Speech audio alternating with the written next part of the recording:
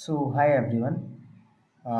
SSC JE में यदि top 5 subjects की बात करें जिसकी वेटेज बहुत ज़्यादा होती है और जिसकी वजह से मेरा मेंस में मार्क्स बहुत अच्छे आए थे या प्री के टेक्निकल मार्क्स बहुत अच्छे आए थे, वो 5 सब्जेक्ट का मैं आज बताने वाला हूँ। तो ये सेशन काफ़ी इंपॉर्टेंट रहेगा, छोटा से 1 से 2 मिनट का वीडियो रहेगा। थोड़े से देख लेंगे, आपका फ़ायदा ही होगा। सबसे पहले सब्जेक्ट है सॉइल मैकेनिक्स। सॉइल मैकेनिक्स हमेशा हर बार कोई भी एग्ज़ाम में सॉइल मैकेनिक्स का वेटेज हमेशा ज़्यादा रहता है, पहला। दूसरा, building material and concrete technology. इसमें से आप बोलोगे दैट इज़ 13 to 14 क्वेश्चन हर साल हर शिफ्ट में आपको देखने को मिल जाएंगे। तो पहले मैंने क्या बताया, सॉइल मैकेनिक्स। दूसरा बताया building material and concrete technology. तीसरा जो सब्जेक्ट आती है that is called estimation and costing, very important subject. यहाँ से भी हर साल 10 क्वेश्चंस लगभग बनते हैं। एक चीज़ मैं पॉइंट नंबर 2 में बताना भूल गया कि जो कंक्रीट टेक्नोलॉजी हैं, आजकल जो कंक्रीट टेक्नोलॉजी हैं वो मॉडर्न कंक्रीट मटेरियल पे ज़्यादा पूछता है। जैसे कि आजकल जियो पॉलीमर कंक्रीट हो गया, या पॉलीमर मॉडिफाइड एडमिक्सचर्स हो गया, या एरिएटेड कंक्रीट हो गया। आजकल जो नए नए टेक्निक्स आ रहे हैं या नए नए जो मॉडर्न कंक्रीट मटेरियल आ रहे हैं वो इंपॉर्टेंट हो गए हैं।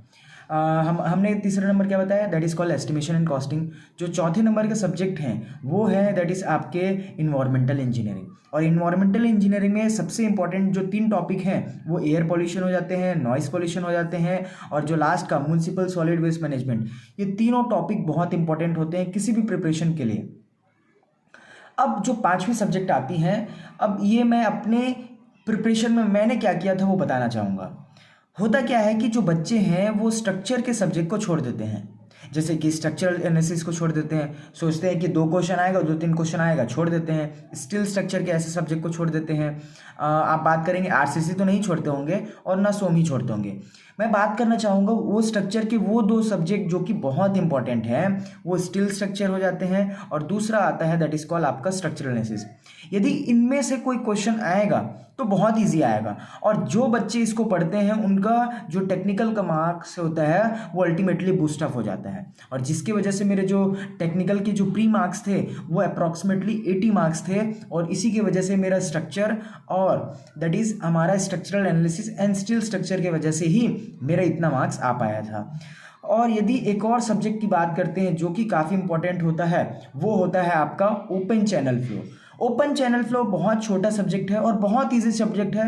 यदि आप पहली बार पढ़ते हैं तो मैक्स टू मैक्स 5 डेज लगेंगे, और इसको रिवीजन में बहुत इंपॉर्टेंट है। तो ये 5 सब्जेक्ट बहुत इंपॉर्टेंट है।